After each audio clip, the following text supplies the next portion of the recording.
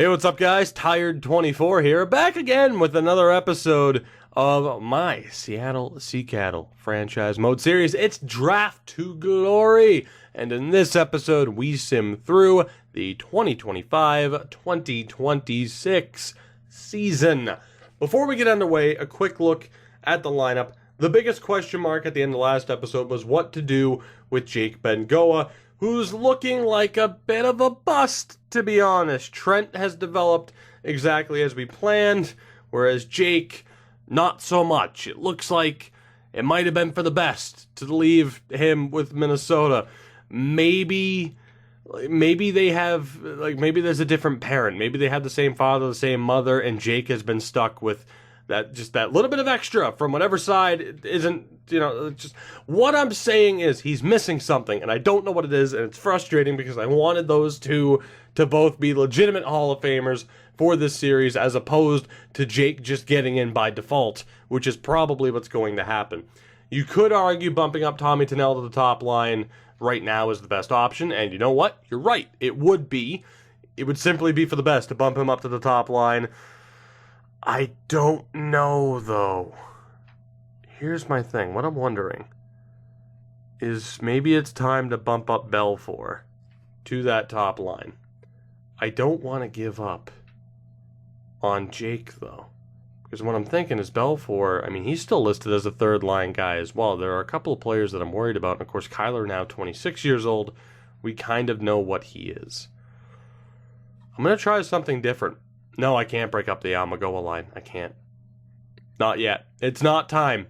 Even if it means, Jake's development just never happens, it's not time. The Yamagoa line must stay. It must. Let the season sim begin. As I mentioned, the argument of you should play Tunnell and Belfour on the top line is the correct argument. It absolutely is. However, I am not the one who insisted on getting Jake Bengoa, even if some of those same people who demanded it are now saying, maybe drop him down to the second or third line. We're going with the meme. He'll develop, damn it, hopefully. If he doesn't this season, then he's pretty much done for. And then, of course, you see what Yamamoto is looking like at this point.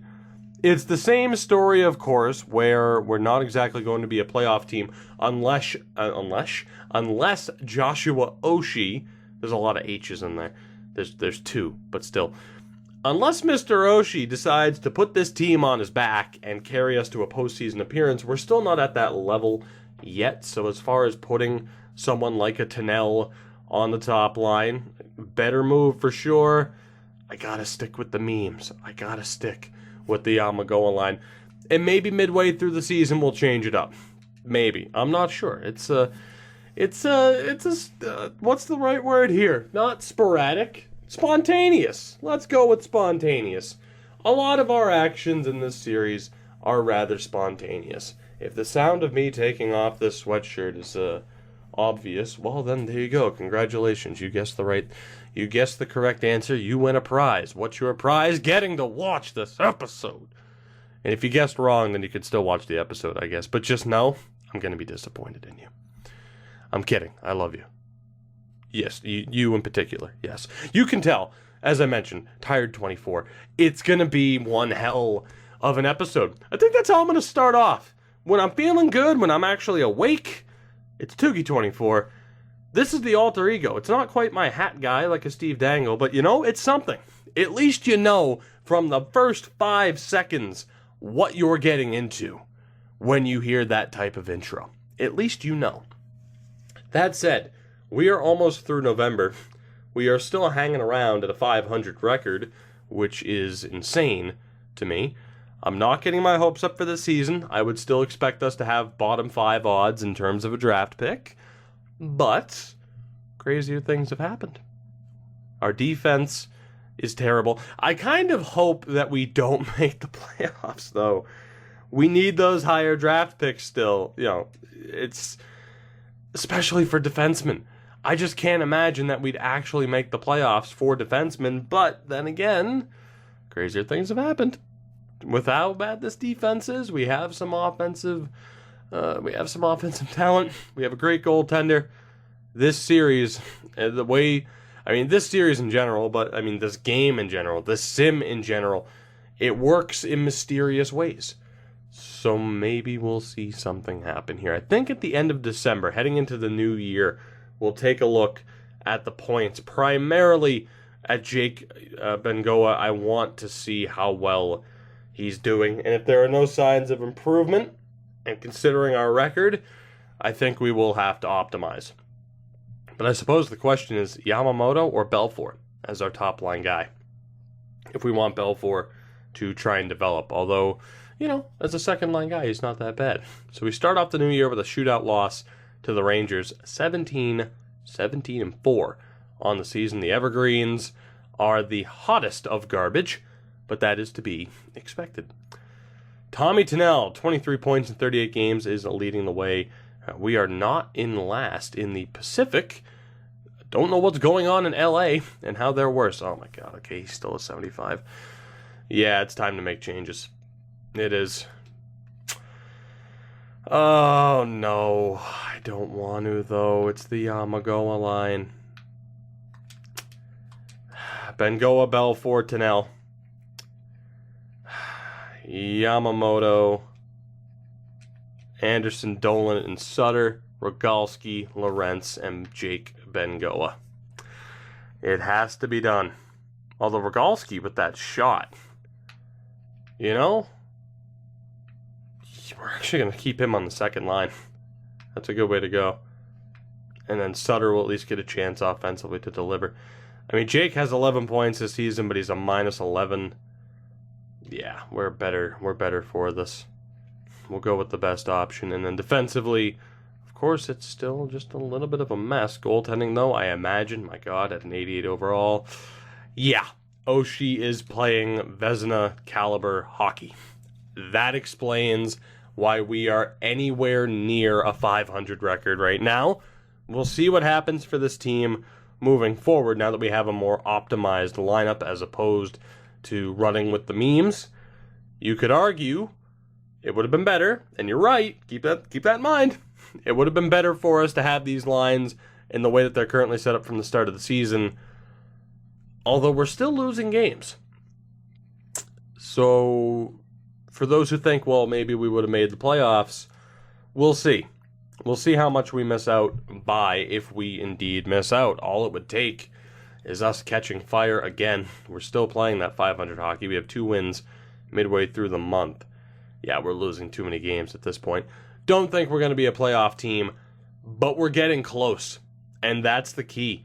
If we can just get some solid additions defensively in this next draft, we're going to make it sooner rather than later.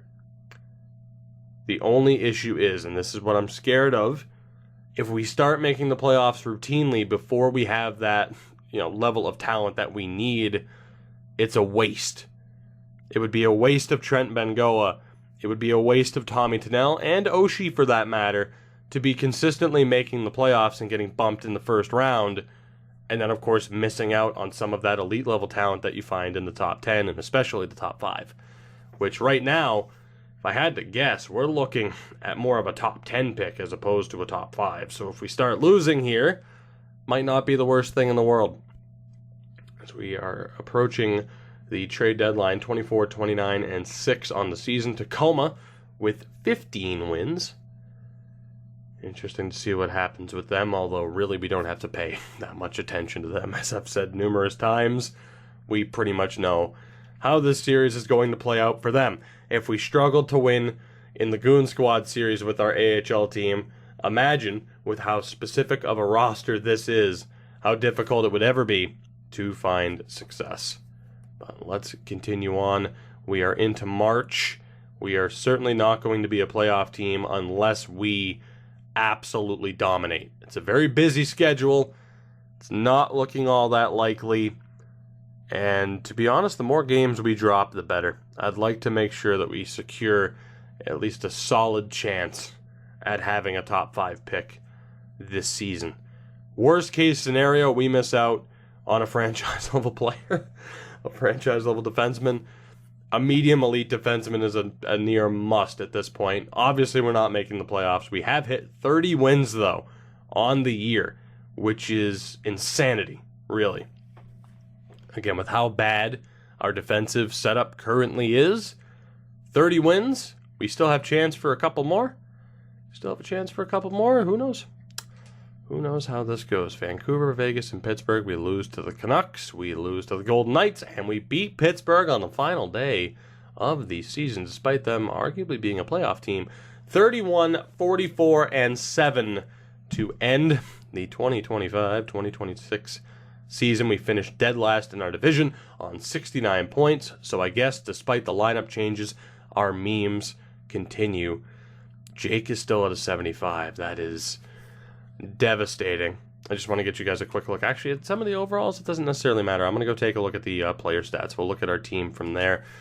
Team stats first before we sim through the playoffs. So, were we the worst team in the league? Is my question. No, we were not. Again, Boston. Just miserable. Which breaks my heart, but they are just miserable. We had the lowest goals for per game output this season, the only team below a 2.0. Our goals against was at a 2.77, which was outside of the top 10, but still one of the higher marks in the league. Our power play at 14.2%. Only Washington had a worse power play. And our penalty kill was at a very strong 82%, nearly top 10 in the league. 17-22-2 at home, 14-22-5 on the road. We ended the season, though, on a 2-8 stretch. I would say not ideal, but again, it kind of is. Tennell led this team in points with 47, Trent with 46, Bishop with 36, Kyler 36, Belfour 36. I think I said Belfour before. Bishop, the defenseman, with 36. I saw, 36 points, started with a B. I'm like, yeah, Belfour. No, it was Bishop's. Or Bishop, not Bishops. This isn't chess. There are not multiple. Lawrence Sutter also hit 30 points. Jake finishes with 26, and you can see the other point totals and stats there. We know Oshie did well. In fact, he did incredibly well. A 928 save percentage, 27-32-5 on the season with 4 shutouts in 66 appearances. A 238 GAA. That is still Vezina caliber hockey. I wouldn't be surprised to see him win. Grant Hargraves up to a 69, 20 appearances, a 901 save percentage with a 3.45 goals against average. Let's take a look here. In terms of wins, it was Ola Bachman of the Edmonton Oilers. Rookie of the year is going to either be Ed Finger or Urho Vakanainen. Way to go, Mr. Future Bruin. Mr. Vakanainen. Around the league, Connor McDavid, the leading scorer. He and Tarasenko, the only players to break more. Jesus, how to phrase this? I told you what to expect this episode. 2 players broke the 90-point mark, Tarasenko and McDavid. And they were the only 2 players to have above 82 points this year, which is kind of shocking, really. Plus minus for the hell of it, Puljujarvi and Larson. The worst in the league was not one of our players. It was Drew Lashoff. What a guy. Penalty minute king, Gene Monador. I really wish we had him in the Goon Squad series. God, he looks like a hell of a player. Luke Marlowe was up there for time on ice, as was Mr. Bishop. Tremendous. The face-off king, Nico Hischier. I wonder about the takeaways, though. Of course, the hit king, Morgan Riley, and Trent Bengoa. Throwing the body around, the block shot king was Luke Marlowe. The giveaways went to Lance Crane. That's unfortunate. The takeaways, Zadina. So I have to wonder, Zadina, Khan, or McDavid? It's going to be one of those 3. Bear Khan is still one of the best names. And the fight king, not Jake Dotchin. I can't help but think he's down in the AHL. It was Huskins, Monador, Timonen, and Jeff Ness leading the way. Not to mention Jacob John Law. His name is my name, too. Let's sim through the rest of the postseason, shall we? That way we can take a look at the progress reports and get to the big-time moment of this episode, which, of course, I mean, it's the highlight of every episode, and that's me absolutely botching the draft. That's what you've come here for. I know, and don't worry, I will not disappoint. Unless you want me to actually end up with a steal or two, in which case that's few and far between. We've had a couple of low elites, and we traded one for Ben Goa. So that worked out well. But hey, the brothers Ben Goa, the Yamagoa line, it was worth it. It was worth it. I haven't seen a player miss out, though. I haven't seen a player fail to develop to this extent as Ben Goa has. It's been fairly ridiculous. It's been a long time since a medium top 6 player has just hit the mid-70s and stopped cold. It really is unfortunate. Let's take a look here. The San Jose Sharks win the Stanley Cup. The Bridgeport Sound Tigers win the Calder Cup. Let's take a look at the bracket and at what a cup-winning team happens to look like in 2026. The Sharks beat the Sens in 7. Down in the AHL, Bridgeport took the Calder Cup over Chicago in 7. So 2 game 7s in the finals. Let's take a look at the Sharks. The San Jose Sharks. What are we dealing with? Ryan O'Reilly, Alan Yasina, Bear McCann, my God, the Bears, Harold Brower, Nikolai Goldobin, Amerik Volobik, Timo Meyer, Justin Fukufuji, Ryan Dzingel, Kirby Reichel, Jake DeBrusk, and Josh Levo. Is that not one of the more unimpressive teams you have ever seen win a cup? At least offensively. Like, my God. I mean, outside of, you've seen the Brower, there were at least some half-decent overalls, but damn. Defensively, 84 overall, Roy Whitney. Oh, my God, the points. Alexei Bobkov, Jakob Slavin. Is it Jacob Slavin? I think it's Jacob Slavin. Noah Juleson, Yves Papineau, and Toby Arsene. The goaltender, Martin Jones, 36 years old, still getting the job done. Before we look at the awards and the progress reports, I want to see if their lines... I can't check their lines, damn it. I want to see what that combination looks like from that screen, but case in point, offensively, they're just not that good. President's Trophy went to Edmonton. They couldn't get the job done. McDavid wins the Art Ross, second year in a row, as well as the Hart. Dougie Hamilton, the Norris, for the second time in 3 years. Tarasenko, the Lady Byng. Finger wins the Calder. Martin Jones, the Conn Smythe. Backman wins the Vezina. Unfortunate. Also won the Jennings. Betts wins the Masterton. Nico Hischier won the Selke. So there you go. Most face-offs won paid off for him. I'm a little bit surprised. Ted Lindsay to McDavid. And Tarasenko wins the Rocket Richard for the 3rd year in a row. And of course, down in the AHL, the odds of us recognizing anybody aside from Alexis Gravel, quite slim. So there is that. The season wrap-up is complete outside of the progress reports. Aside from the progress reports. Outside? Outside of the progress reports. Anyway, we've established what this episode is. Oshie, up to a legitimate 88, playing like a 90.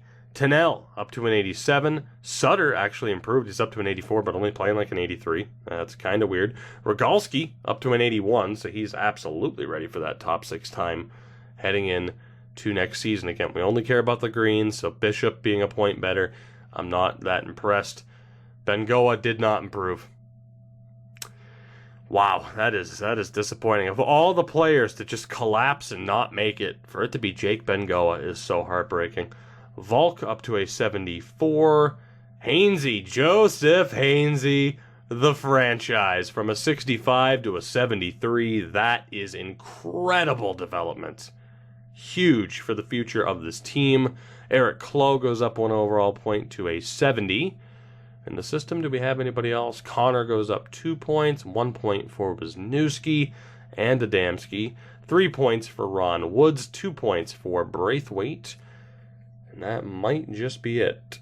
Decent improvement there for Calvin Hamhuis, 1 point for Gardner, 3 for Halischuk, 3 for Sakic, 2 for Jonas McDonald, and that is that. So, some very good development from our franchise-level goaltender.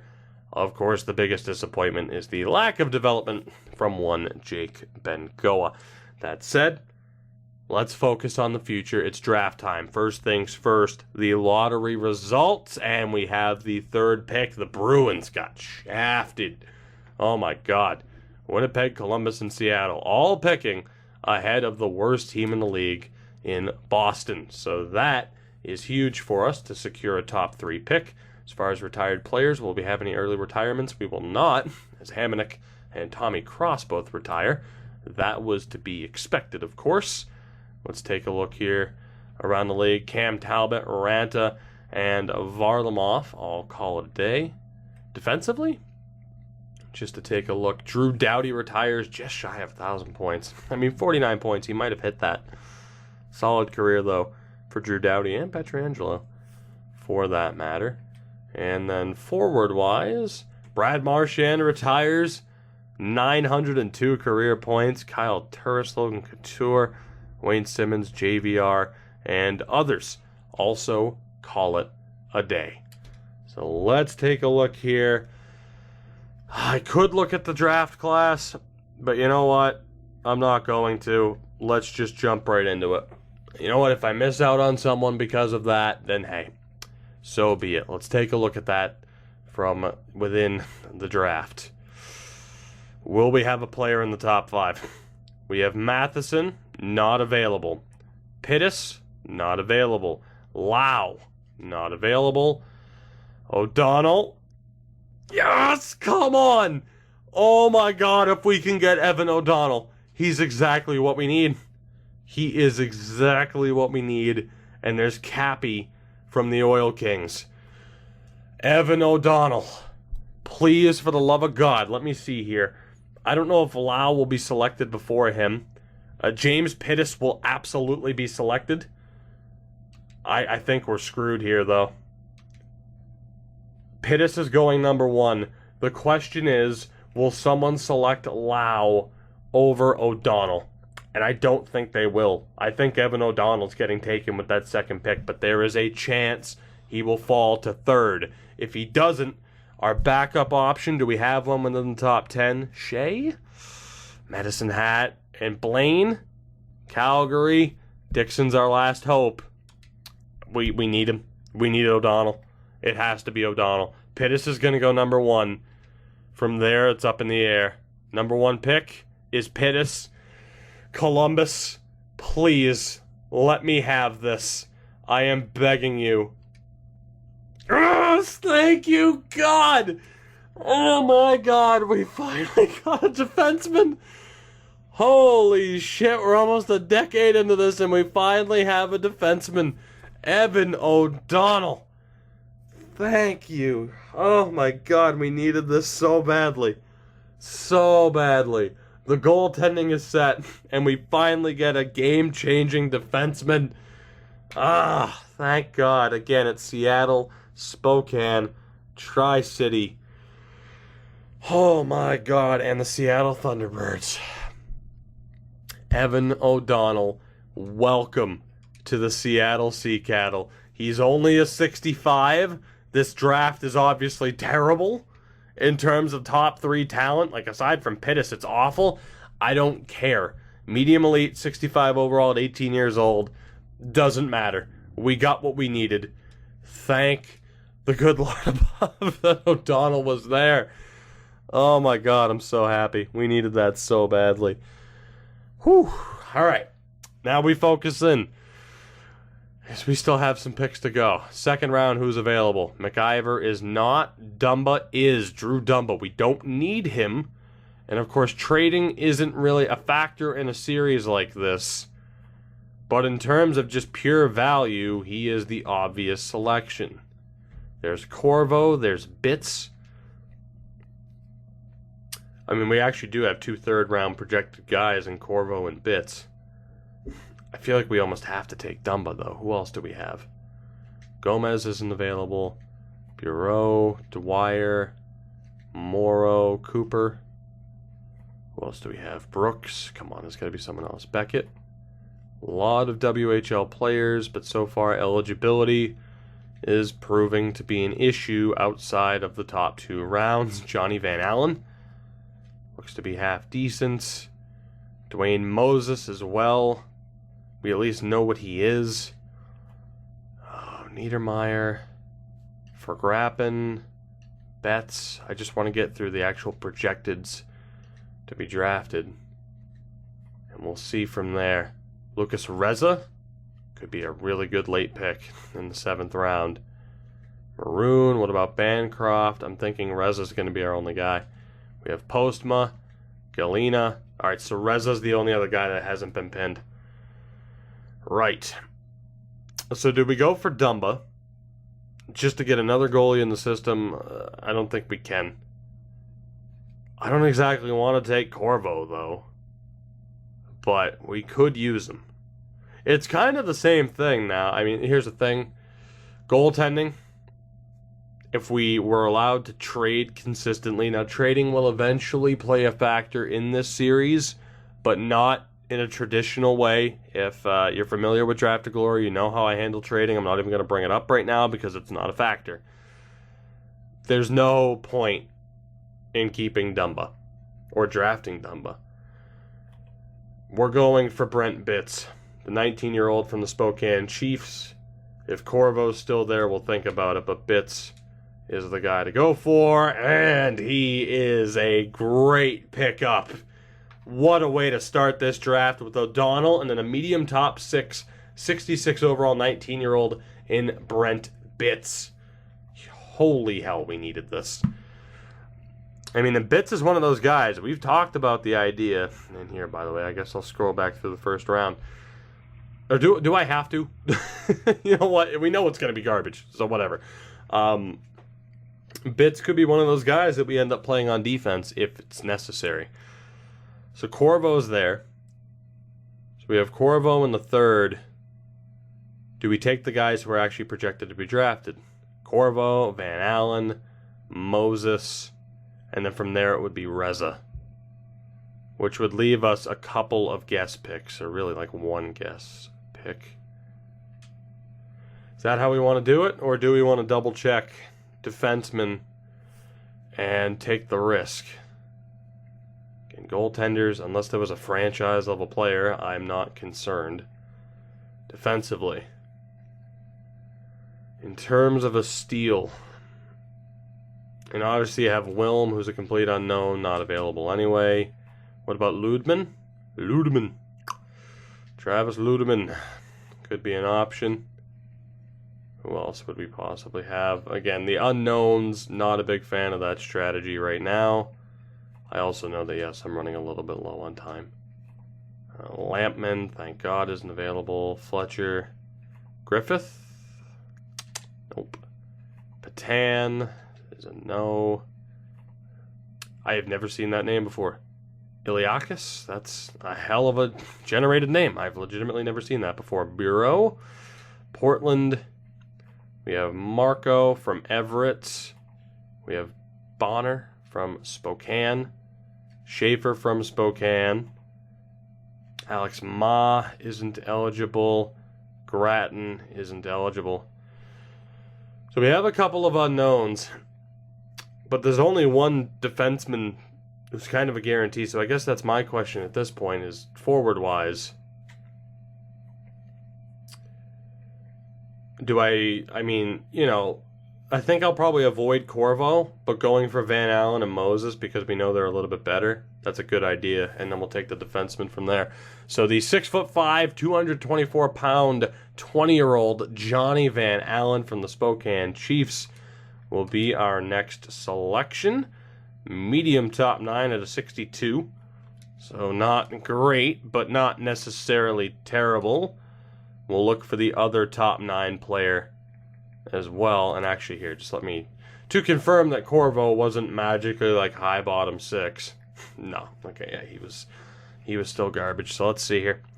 We have the one extra forward. We'll go for Reza. Actually, is the other guy gone? I guess the other guy was also 3rd to 4th round.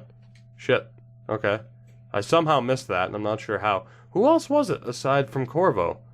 Who was the other guy? It wasn't Ullman, it wasn't Hilbert, Colano, Sturback, Meach. Who the hell was the other guy? Bometadine. It was a playmaker, wasn't it? Huh. Maybe I'm just losing my mind. That could be the thing. WHL. Oh, wait. Yeah, I am. Because it was 5th to 6th round, not 4th round. Wow, that's great. Dwayne Moses, 20-year-old from the Everett Silvertips. Those stats are promising. Let's see what Moses is all about. Medium top 967 overall. Not bad. This has been probably our best draft top to bottom so far in terms of potentials. Can that continue, though? We're going to go with Reza on this next pick. Low top 4 would be amazing. I'm guessing he's going to be medium 7th. That's a strong skating category, though. At least it's decent. Reza, how good are you? Yes. Thank you. Thank you so much. This is what we needed so badly. Lucas Reza, 6'3", 207 pounds, the Everett Silvertip product. Low elite, 19 years old. We get him in the 5th round. Oh my God, what a draft this has been. Even if we miss on the next 2 picks that are going to be shot in the dark selections, still, what a draft this has been. Hitting the mark with the first 5 picks. That is insane. Ludeman was eligible and will be my next pick. We had Marco as an option. Lampman, Fletcher. Who else was there? We had Bonner. And there was somebody else. I don't remember who the hell it was. It wasn't Grattan. It wasn't Hancock. It wasn't Ma. It was Schaefer. Okay. So in terms of pinned players, again, there's an obvious one here, and that's Travis Ludeman.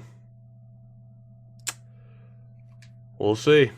I mean, he's better than going for one of these 3, right? Ludeman, how good are you?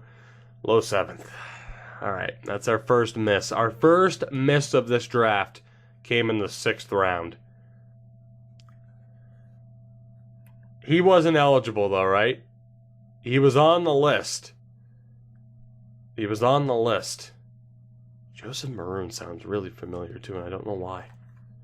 I want to say something WWE doctor. I might be losing my mind, though. I don't know if he was eligible to us. If he is, that's a little bit devastating. But we have 4 players left that make sense. And we'll take the risk with one of them. We have Brad Marco, 20 years old with no league interest. Bonner, 18 years old with no league interest. And Schaefer, 17 years old. And to me, I guess the choice is obvious. We're going to go for Brad Marco from the Everett Silvertips. Is he a little bit of a steal? No, he is not. Low top 6 and a 64. But overall, a home run, to say the least. Especially with those 5 picks. Especially with O'Donnell and with Reza. What a draft for the Sea Cattle. If things weren't looking up after a promising season, the development of some other players, even if someone like Jake Bengoa has been disappointing, the additions we just made to this team, staggering and so desperately needed. So the goaltending situation is set. Hainsey will be the backup next season, more than likely. We could play him in the AHL, though, if we feel like that's better for his development. Frazier, again, was another guy who just didn't develop. Defensively, Bishop, up to an 80 overall. We'll sign him up.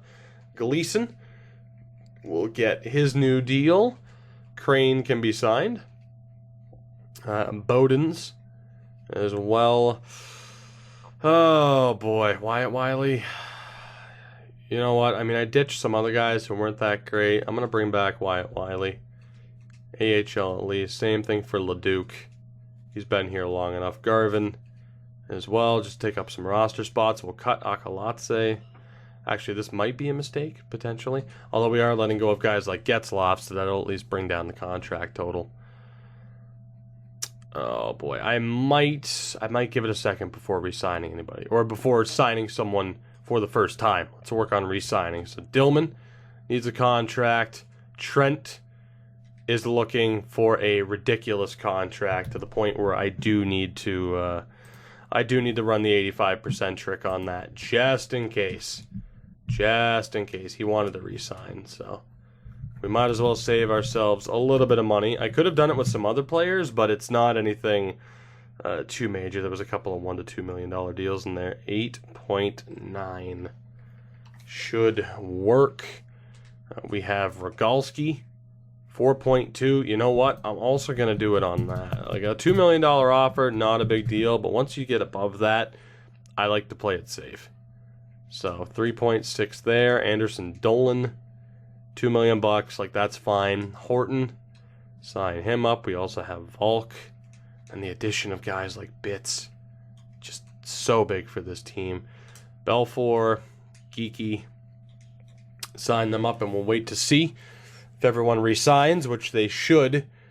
I'll take care of free agency, and then we'll sign some of the guys that we just drafted, just to get everybody under contract and to sort it out. I'm not exactly worried about wasting a year of someone's eligibility of an entry-level deal in a series like this. I mean, we talked about that before. So Geeky and Trent both declined. I know I can knock Trent down to about 9.2, and he should accept. So that's okay. Let's go to all expiring. Trent, 5 years. Yeah, like I said, we'll try 9.25 next. I'd like to think he's going to accept that. And Morgan Geeky will max out the two-way deal. Sakic, of course, just will not be signed. There's no way. There's no way. He was one of those guys that we swung and missed on when it comes to the picks. So that's not anything too crazy. Let's advance. Both should re-sign. Trent's still rejected. Damn. All right, Trent, you win. You deserve it. You deserve it. I'll stop trying to save money. I'll just give you the deal that you deserve. We all know you deserve it. It's me trying to be overly cautious when I probably don't have to, but there we go. Trent's back. Everybody has been re-signed. Let's go to free agency. We'll sign a veteran or two to, of course, take up some of that cap space, and then we will look to move on. We'll look to continue. So who do we have? Patrick Laine. And, of course, this also gives you a look at some of the players that are hitting the free agent list and how good they are at this point in time. Crystal Tang, you're a little bit too good for me to sign. Bailey? You know what? Tyler Ennis. Tyler Ennis needs one of these deals. We have $50 million in space. So, yeah, we'll go ahead and sign old Tyler Ennis, former Pirate. Maurerman, Halla, Brandon Peary. Who do I like more? Bailey, Vatanen, Jake Gardner. You know what? After the abuse... Oh, wow. He's still looking for a good deal, though. You know what? Doesn't matter. After the abuse, the ridiculous abuse you suffered from the worst of hockey fandom, have that great contract. And then is there anybody else? Jared Cowan. After the abuse you suffered from the Toronto Maple Leafs, just organization, we'll look to sign him as well. I'm going to wait until I can offer him our max deal once these two accept. So Ennis and Gardner have signed, and we will absolutely sign Jared Cowan. I think I might have called him Jake Cowan, and I also said Suvered. Don't know what the hell Suvering is, but, you know, that's fine. Jared, let's do this, buddy. Let's get you a big-time deal to make up for the fact that I wouldn't exactly say that Toronto ruined his career. It was kind of on the rocks anyway at a certain point, but you know what? Regardless, I want to give you a whole lot of money to make it better. To make it better. It's a hell of a Band-Aid. $10 million is one hell of a Band-Aid. Let me tell you.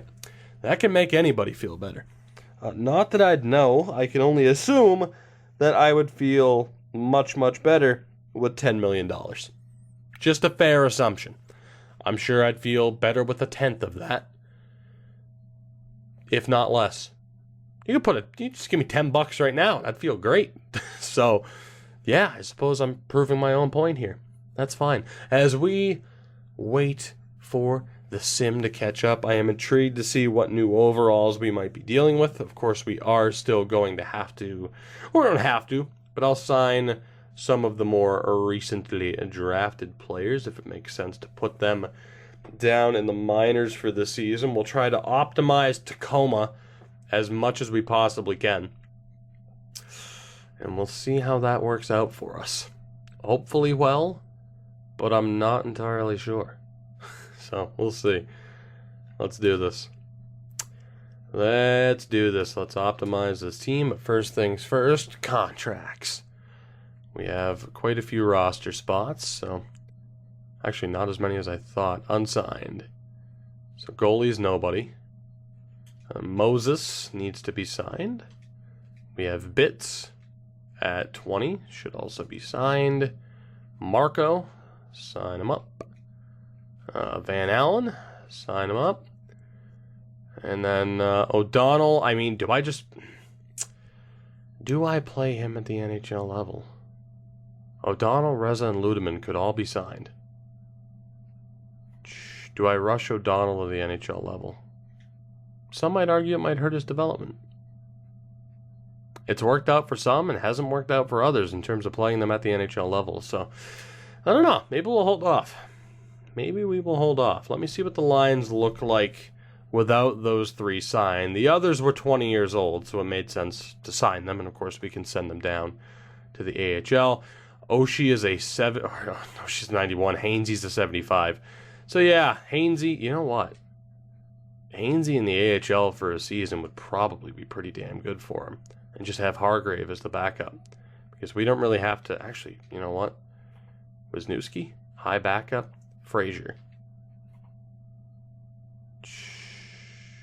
I would rather have the 1-2 punch of Hainsey Hargrave in the AHL. I don't care as much about Wisniewski. So let's have Wisniewski as the backup. Bishop, Gleason, Gardner, of course, has to be sent down, as does Cowan. We'll call up Riddle and Wyatt Wiley. 1, 2, 3, 4, 5, 6. That's all well and good. And then forwards. Ennis needs to be sent down, and we have one too many listed here. Volk made very good improvement to make it up to a 76. So it's Dillman. It's looking like the odd man out. Forward-wise, there's actually a tad bit of a shortage with the amount of guys that we have right now. So a couple of things. Obviously, some overalls are a little bit surprising, if not outright disappointing. I'm thinking this is the best top line to go with right now. Rogalski, Bengoa, and Tennell. But again, there are some obvious disappointments in terms of some current overalls and just the general situation. 73, 76, 70, 72, 72, and a 65 for faceoffs. So Horton, Anderson, Dolan, Vulcan, Rogalski, Bengoa. Seems kind of weird to put Lorenz there, but obviously he's more of a physical player. You know?